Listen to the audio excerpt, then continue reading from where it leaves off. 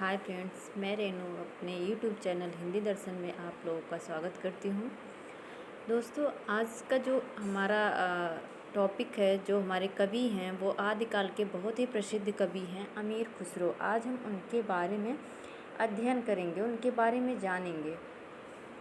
तो देखते हैं कि अमीर खुसरो का जन्म कब हुआ था। अमीर खुसरो का जन्म 1255 ईस्वी में हुआ था। ये कौन मानता है? आचार्य रामचंद्र शुक्ल।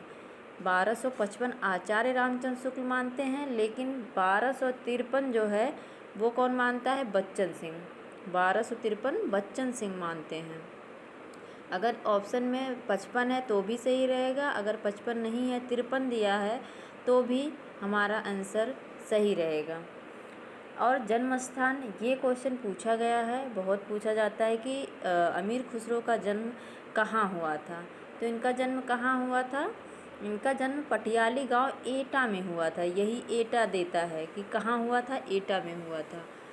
तो अमीर, अगर हम इसको थोड़ा सा भूल भी जाते हैं कि अमीर खुसरो का जन्म कहाँ हुआ तो याद कर लेंगे। जो अमीर लोग होते हैं उनका घर क्या, ईंट की दीवार रहती है ना, ईंट से बना होता है।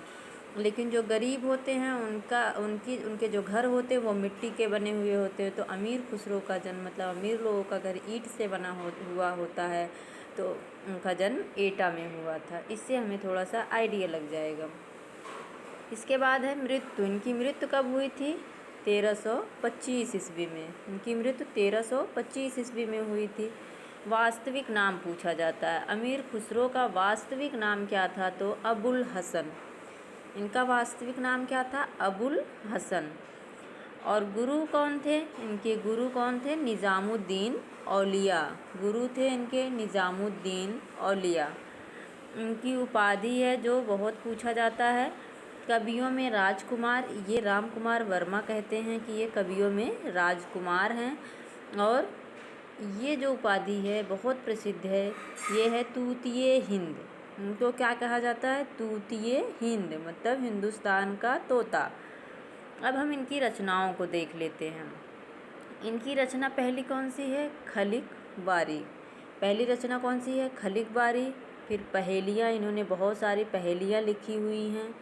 मुकरियाँ, कि अपनी बात को एक बार कह के फिर दूसरी जो लाइन होती है लास्ट वाली उसमें मुकर जाना, उसी को मुकरियाँ कहते हैं। पहेलियाँ में हम देखते हैं कोई पहेली बुझाई जाती है। दो सुखने, इसमें क्या होता है? दो सुखने, दो बातों का एक जवाब होता है। दो बात कही जाती है दो लाइन में और उसका एक ही उत्तर होता है। इसके बाद क्या है? गज़ल। इन्होंने बहुत सारे गज़ल भी लिखा। नूह सिपहर, ये रचना पूछी गई है। नूह सिपहर किसकी रचना है? तो अमीर खुसरो की नूह सिपहर रचना है। हालात ए कन्हैया, इनकी जो रचना है हालात ए कन्हैया। इसके बाद है नजरान ए हिंदी। नजरान ए हिंदी। और बहुत सारी इनकी रचनाएं हैं, लेकिन जो एग्ज़ाम की दृष्टि से महत्वपूर्ण है हम वही पढ़ेंगे, ज़्यादा पढ़ के कोई मतलब नहीं है।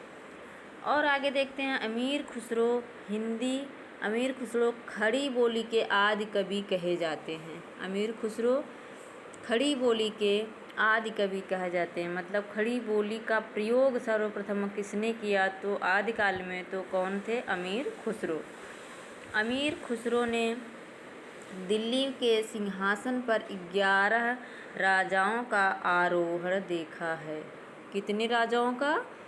11 राजाओं का। ये क्वेश्चन भी पूछा गया है कि ऐसे कौन से कवि हैं जिन्होंने दिल्ली के सिंहासन पर 11 राजाओं का आरोहण देखा है।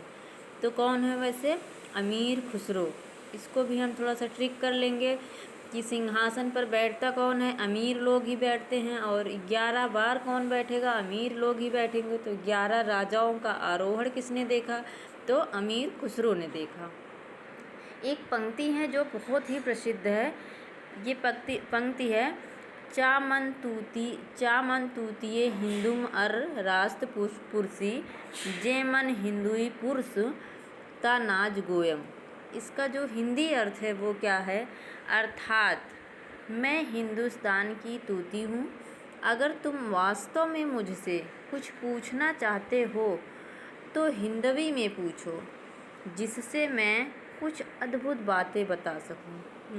इनका जो उद्देश्य था वो हिंदी को बहुत ही महत्वपूर्ण मतलब महत्व देना था कि अगर मुझसे कुछ जानना चाहते हो तो मुझसे हिंदी में पूछो, हिंदवी मतलब हिंदी में पूछो, जिससे मैं कुछ अद्भुत बातें बता सकूं।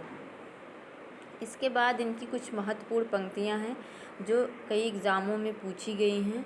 हमारी पहली पंक्ति देख लेते हैं हम।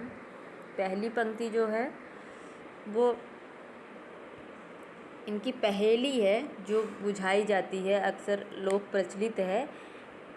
एक थाल मोती से भरा, सबके सिर पर औधा धरा, चारों ओर वह मोती फिरे, मोती उसमें एक न गिरे।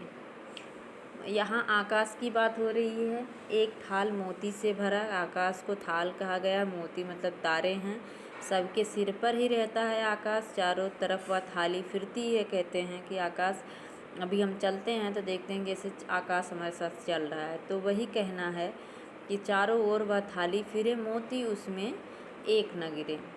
दूसरी पंक्ति है, एक नार ने अचरज किया, सांप मार पिंजरे में दिया।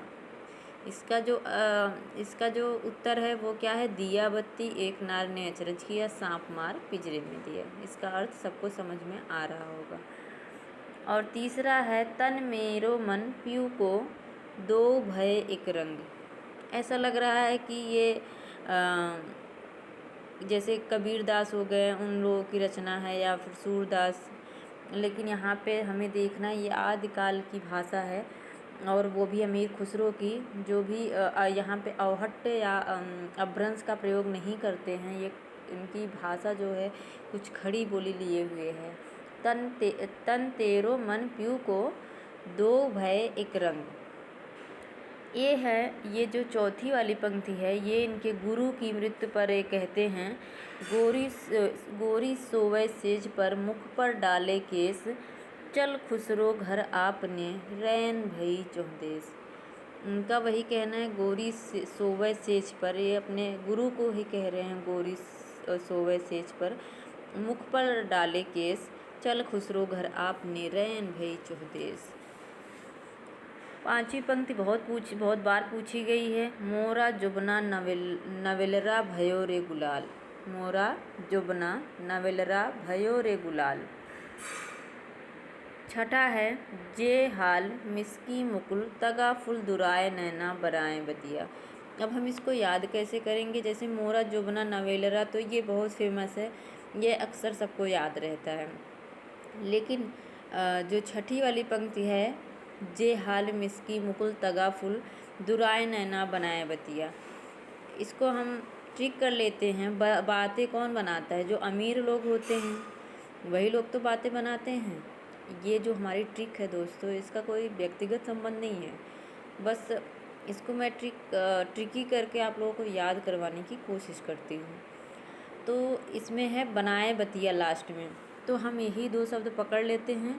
बातें कौन बनाता है, अमीर लोग बातें बनाते हैं और गरीब लोग नहीं बनाते, तो अमीर से ही हम कर लेंगे अमीर खुसरो। तो दोस्तों मुझे लगता है कि अमीर खुसरो से इतने ही क्वेश्चन यहाँ से ही बनते हैं। सारे टॉपिक को मैंने यहाँ पे रख दिया है और जो हमारा आगे का टॉपिक है उसको मैं नेक्स्ट वीडियो में आप लोगों को प्रोवाइड करवाऊँगी। आप मेरे साथ ऐसे ही बने रहिए, शेयर करिए, सब्सक्राइब करिए, लाइक करिए। धन्यवाद।